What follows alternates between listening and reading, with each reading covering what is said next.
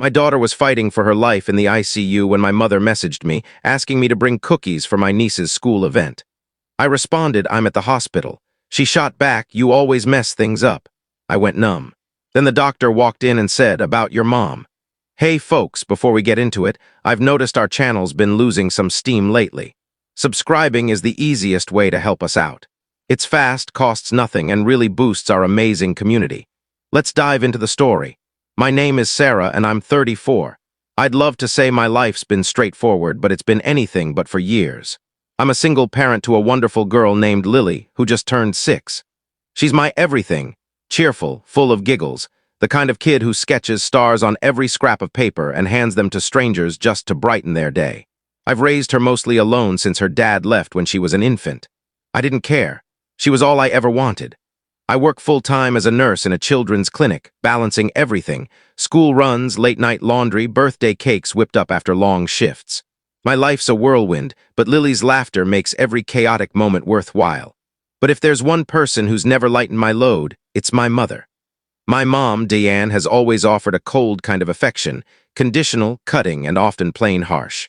Growing up, I was the family's punching bag, overshadowed by my perfect brother, Mark, and caught in her bitterness toward my father, who left when I was 10. I think she always viewed me as a symbol of her broken marriage. Still, I tried to win her over. I used to believe if I just worked harder, she'd love me like she loved Mark. When Lily came along, I hoped it might soften her. Nope. She barely noticed her first granddaughter, rarely showed up, and seemed to pit me against Mark's daughter, Emma, who's Lily's age. I share this so you can grasp how it felt the night Lily landed in the ICU. It was a stormy Thursday evening. Lily had what I thought was a tummy bug, but it spiraled fast. She was throwing up, burning with fever, then suddenly limp. I raced her to the hospital, barely seeing through my tears. My nurse training evaporated. I was just a panicked mom. They admitted her and found a rare complication from an undetected infection. Within hours, she was on life support. I didn't sleep. I sat by her bed, gripping her small hand, watching machines keep her alive. Every beep of the monitor stabbed my heart. I kept murmuring, "Please hold on, sweetheart, please." At around 6 a.m., my phone pinged. It was my mother.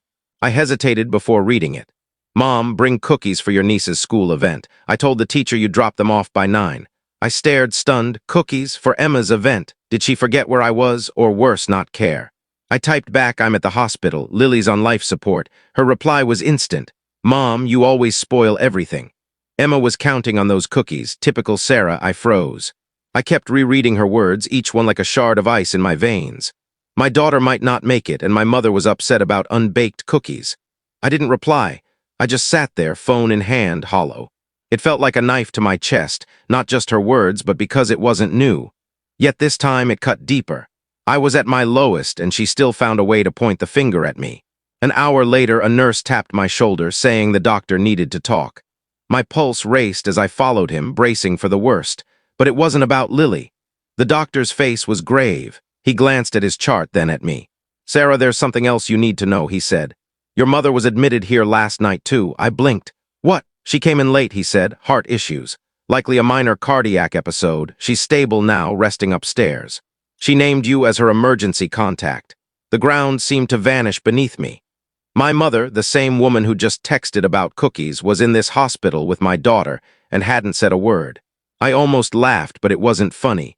She had the gall to guilt me about Emma's event while she was in a hospital bed herself. And I was supposed to care? The doctor asked if I wanted to visit her. I said no. I returned to Lily's room, sat by her side, and held her hand, wrestling with a storm of feelings.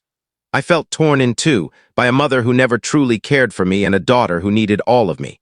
Then Mark called. His voice was strained. "Sarah, I heard about Mom. Why didn't you tell me?" "Because I only just found out," I said. He hesitated. "Also, she said you refused to help with Emma's event because you were being over the top again." "I didn't know Lily was in the ICU." "Of course she said that," I muttered. "Of course, she didn't tell you the truth."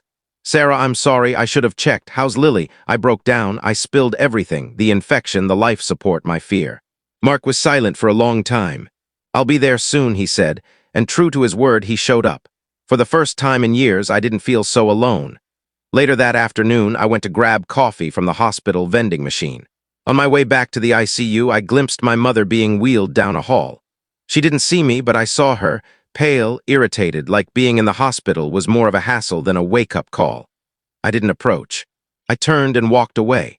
That night I stood by Lily again, gently smoothing her hair. I whispered tales of her favorite teddy bear waiting at home with a new bow just for her. I told her how proud I was, how strong she was. Then something shifted. The machines beeped, but this time a nurse hurried in, smiling. "She's breathing more on her own," she said. "It's a small step, but it's progress." I wept, harder than ever. Because maybe, just maybe, my daughter was clawing her way back to me. And in that moment I realized something else. Family isn't always who you're born to, it's who shows up. It's who holds your hand at 3 a.m. in a sterile hospital room. It's who loves your child like their own. And sometimes you have to protect your own peace, even if it means shutting out those who never opened their hearts to you. But the calm didn't last. The next morning my mother appeared in Lily's room with a nurse, a sour expression, and news that would upend everything. That morning, as faint sunlight slipped through the thin blinds of Lily's hospital room, a sharp knock startled me from a restless doze. A nurse entered, but not alone. Wheeled in, looking pale yet radiating her usual air of entitled annoyance, was my mother. I blinked, half convinced I was dreaming. The nurse offered a kind smile. "Your mother insisted on seeing you. She's been discharged but wouldn't leave without speaking to you face to face." I took a deep breath. Lily was still unconscious but stable, showing faint but steady signs of recovery. I didn't want my mother's presence to shatter the fragile calm I was holding onto. Mom glanced at Lily for barely a second before turning to me. "You look awful," she said bluntly. I stood, arms crossed. "What do you want?" She gave a weary sigh like she was the one carrying the world. "I came to say sorry," she mumbled, "but not for what you think." I frowned. "For what then?"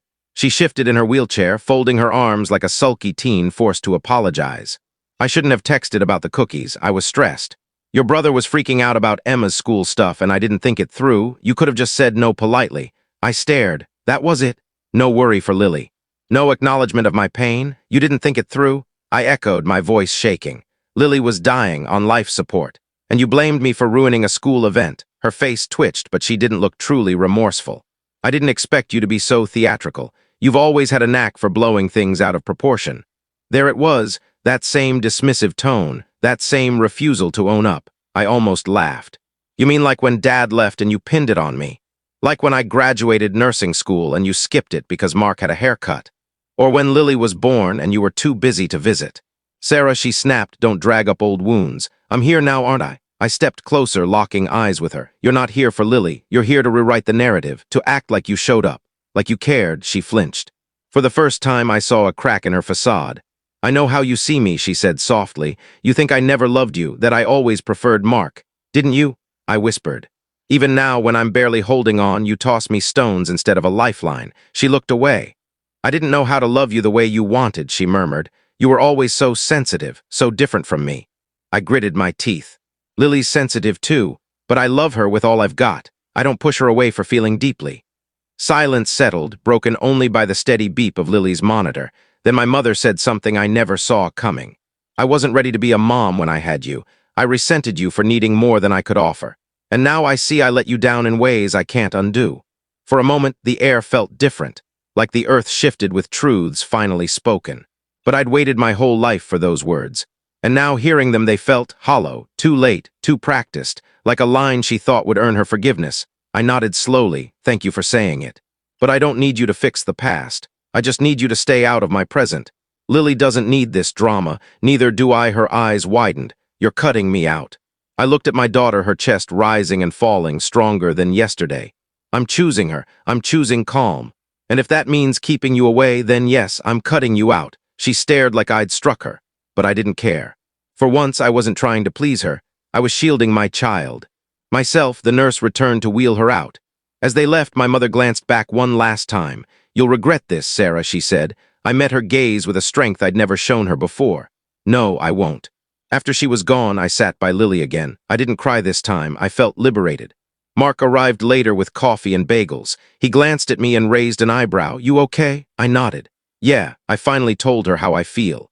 He sighed. "Sure you don't want to try fixing things with her?" I shook my head. "She's never been a mom to me. And I don't need to keep burning myself out just to keep her comfortable." He looked down, absorbing it.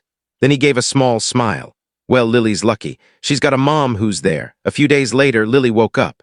Her tiny fingers squeezed mine, her eyes fluttering open. I swear I've never felt more alive. Mama. She whispered, voice raspy. I choked back a sob. I'm here, baby, right here. And I was present, whole, stronger than ever. I didn't have my mother, but I had Lily. I had peace. And I'd learned that being a good mom sometimes means breaking the cycle of pain your own mother passed down. I didn't bring cookies to a party. I brought my daughter back from the brink. And that will always be enough.